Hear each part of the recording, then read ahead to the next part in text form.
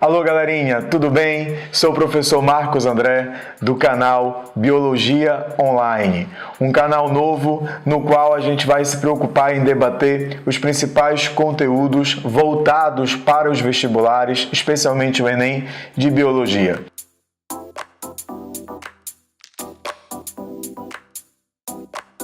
Na aula de hoje, nós vamos trabalhar um conteúdo que chama a atenção dos alunos.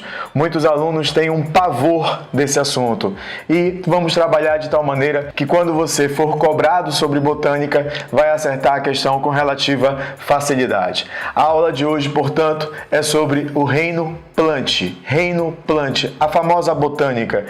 O reino Plant, ele vai estudar justamente os vegetais. Agora, meus amigos, atenção redobrada em um ponto.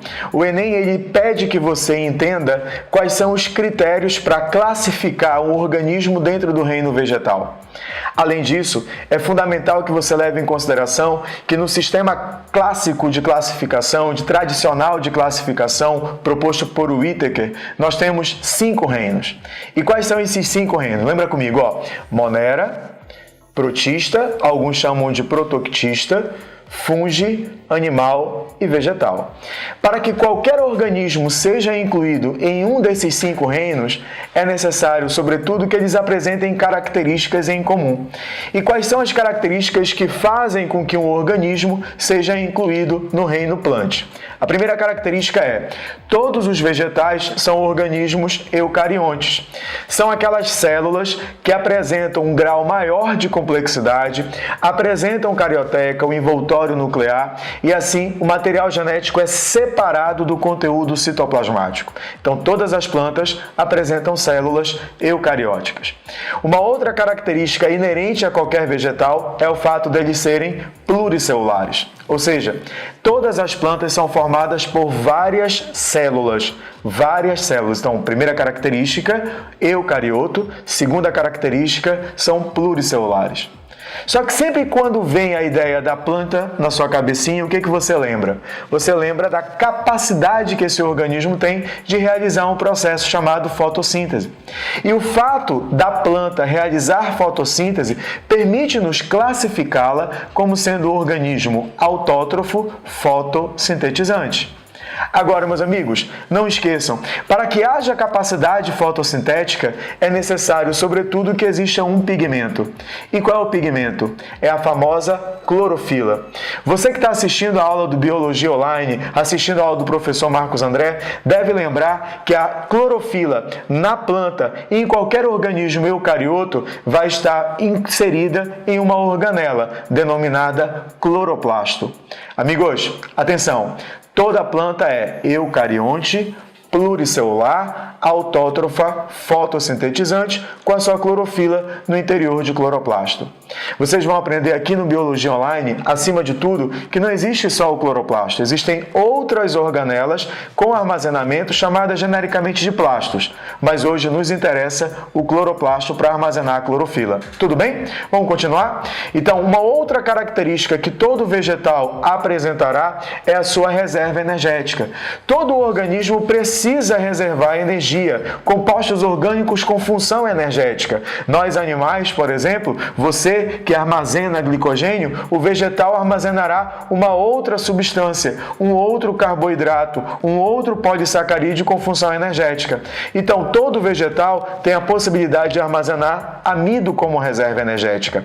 Além disso, meus amigos, os vegetais, por excelência, apresentam a parede celular celulósica.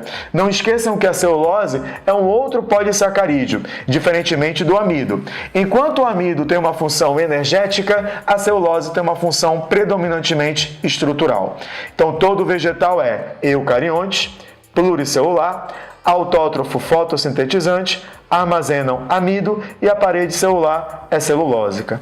Uma outra característica das plantas é a capacidade que elas têm de formar tecidos. Alguns vegetais, como as briófitas, apresentam tecidos bem simples, menos elaborados. Outros, por outro lado, como as angiospermas, já apresentam tecidos bem diferenciados.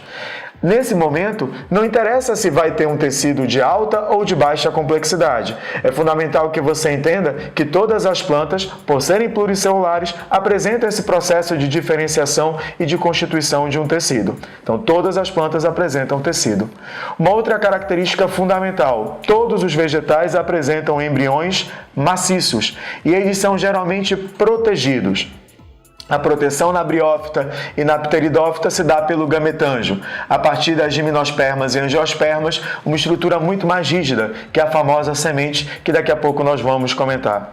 Agora, galerinha, não esqueça de um detalhezinho importante. O vegetal, por excelência, ele vai se reproduzir. Existem métodos de reprodução assexuada nas plantas, mas geralmente as plantas têm uma capacidade de reprodução que envolve a alternância de gerações, que nós chamamos de metagênese. Então fecha comigo, filhos. Olha só, quais são as principais características que todo vegetal tem? Diz aí para mim. Todos eles são eucariontes, pluricelulares, autótrofos fotossintetizantes, armazenam amido, parede celular celulósica, formam tecidos, embriões maciços e protegidos e o ciclo de vida com alternância de gerações. Dentro de uma classificação tradicional, as plantas são divididas em 4 divisões, o que alguns autores também chamam de filos. Em algumas outras obras, que trazem uma classificação um pouco mais contemporânea, você vai observar vários outros filos que pertencem ao reino plant. Nós vamos abordar aqui a classificação tradicional. E quais são as divisões da botânica? Vem aqui comigo, ó. Briófita, pteridófita, gimnosperma e angiosperma. Vou repetir. Briófita, pteridófita, gimnosperma e angiosperma. Nesse cladograma, nós temos algumas características numeradas de 1 a 7 que determinam a posição e o porquê de cada grupo vegetal estar classificado na referida posição nesse cladograma. Fiquem atentos. Uma das características mais importantes que permite a classificação no reino plant corresponde à dependência ou não da água para o processo de fecundação. Meus amigos, uma situação fundamental, especialmente para a prova que nós vamos fazer, é a transição do ambiente aquático para um ambiente terrestre. E nessa transição envolve a questão da formação de um sistema vascular, ou seja, uma via de transporte de substâncias, adaptações para a redução da perda de água, o que é muito importante, e fundamentalmente a independência da água para o processo de fecundação. O que nós vamos trabalhar agora são as principais informações que nos permitirão classificar os vegetais nessa sequência que nós vamos adotar: briófita, pteridófita, gimnosperma e angiosperma. Então vem comigo, pessoal. Olha só. Aqui no número 1, indica uma característica que todas as plantas apresentarão, correto? A gente pode definir essa característica número 1 como sendo um embrião. Por quê? Porque todas as plantas são classificadas como embriófitas. Então, todos os vegetais apresentam um embrião. É uma característica básica de todas as plantas. Então, todas as plantas são embriófitas. Então, briófita, pteridófita, gimnosperma e angiosperma necessariamente apresentarão esse embrião. Fechou comigo? A característica número 2 é o que vai definir a divisão briófita. Ele vai definir o grupo das briófitas. E quando você trabalha botânica, ao definir o grupo da briófita, vem automaticamente uma palavrinha na sua cabeça. É o fato da briófita ser a única planta dentre essas aqui apresentadas que são avasculares. Galerinha, vamos lá. Avascular. Prefixo A designa a ausência, ou seja, as briófitas não apresentam vasos condutores de seiva.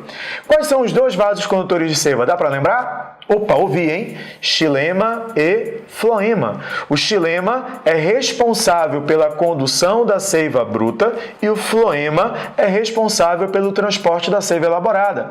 A briófita não apresenta nenhum sistema de condução de seiva e essas substâncias são transportadas, galerinha, célula a célula. O fato de tais substâncias serem transportadas dessa maneira vai limitar o tamanho desses vegetais. Ou seja, esses vegetais são bem pequenininhos, porque o transporte se dá de uma forma lenta. O transporte de soluto é feito fundamentalmente por difusão, enquanto que o transporte de solvente é feito predominantemente através de osmose. Solvente é água, lembra disso?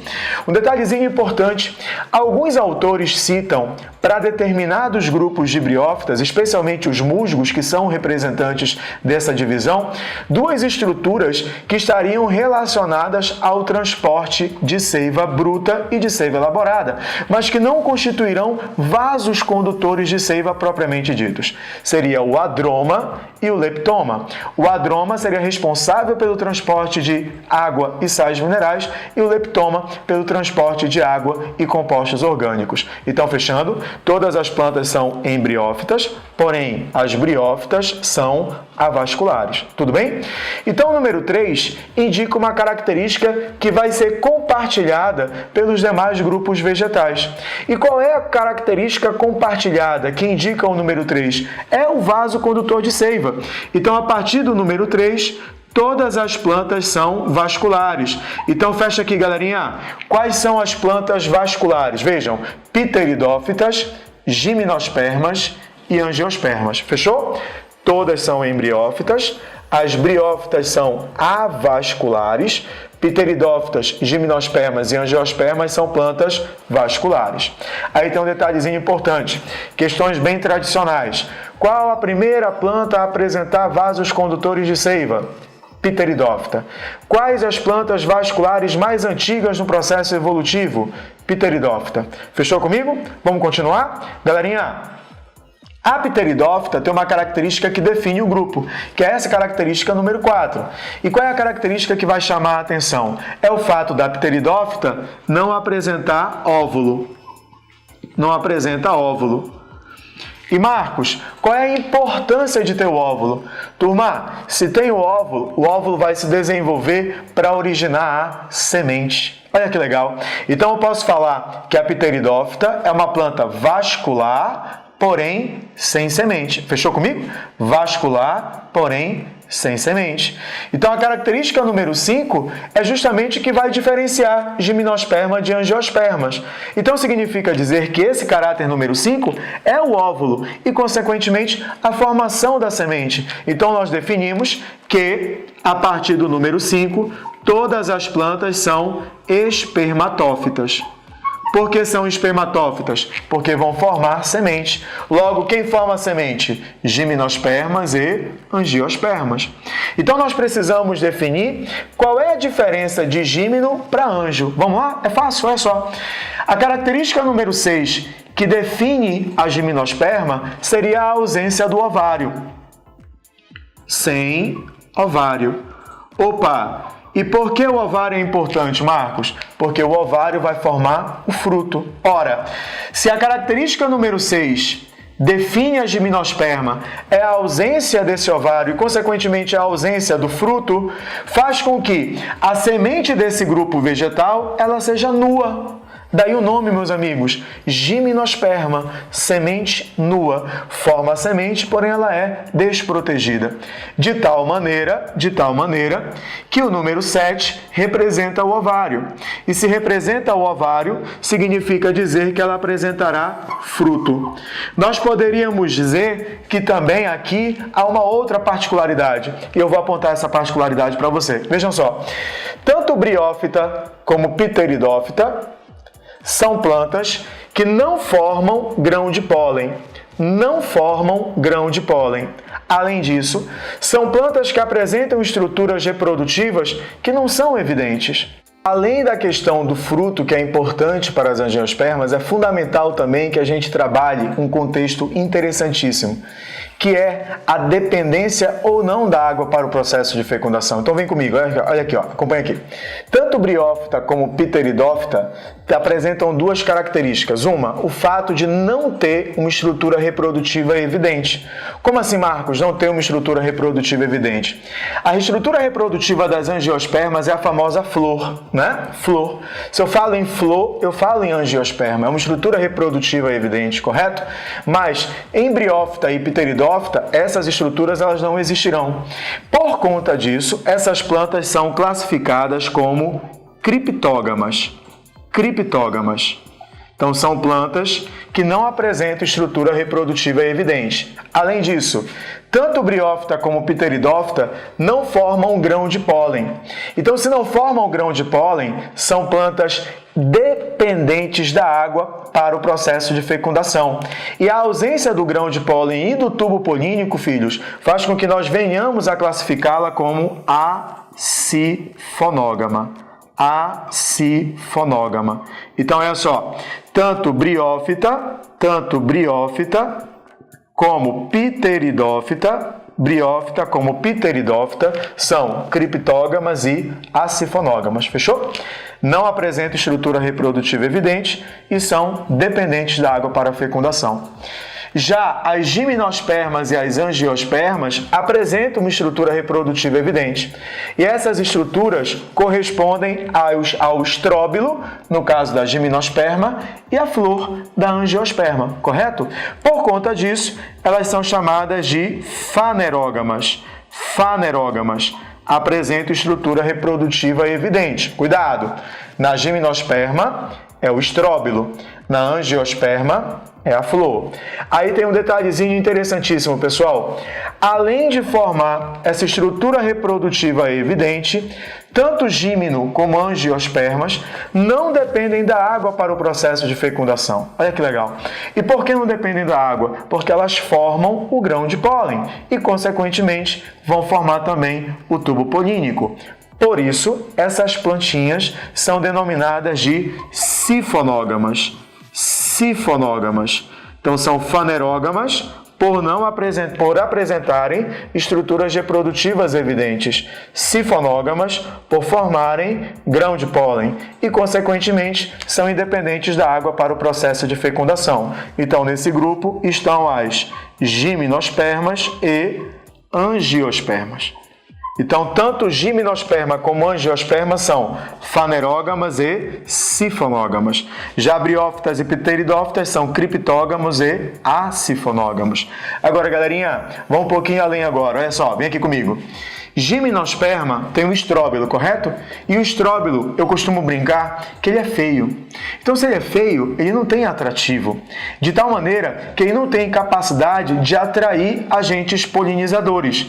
Dessa forma, nós dizemos que a polinização das gimnospermas, como os pinheiros, do gênero Pinus, e da araucária, que é o pinheiro do Paraná, pinheiro aqui localizado, aqui encontrado em grande quantidade aqui no Brasil, as gimnospermas são polinizadas pelo vento.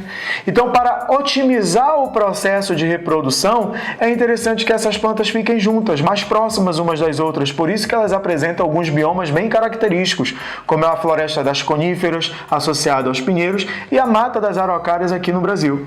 Galerinha, as angiospermas, por sua vez, já apresentam a flor. E o grande número de flores tem cheiros, odores, cores características, e isso possibilita a atração de animais polinizadores. Aí tem um detalhezinho importante, filhos, cuidado. Quando eu digo que a planta é espermatófita, lembra para mim? É porque ela tem semente. Qual o papel da semente para a planta? Proteção e dispersão. Ela protege o embrião e contribui para a dispersão do vegetal. Fechou? Então, semente protege e dispersa. Qual é a importância da flor? Atração para animais polinizadores. Atração para animais polinizadores. E qual é a importância do fruto, pessoal?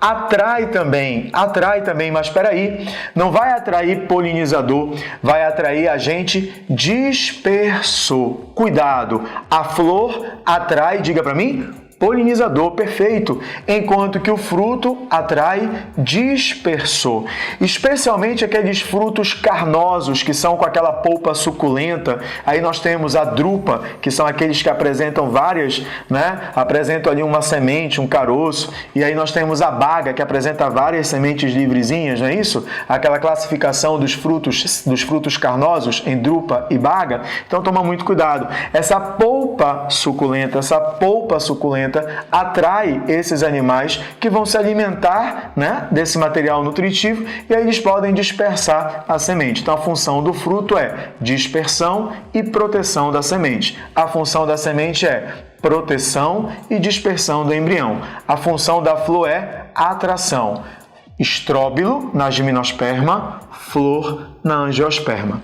Tudo bem? Tranquilo? Essa foi a primeira aula do Biologia Online de Introdução à Botânica com o professor Marcos André. Na próxima aula, nós vamos trabalhar os ciclos reprodutivos dos vegetais: briófitas, pteridófitas, gimnospermas e angiospermas. Tudo bem? Cola aqui no Biologia Online, pessoal. Te espero para a próxima aula.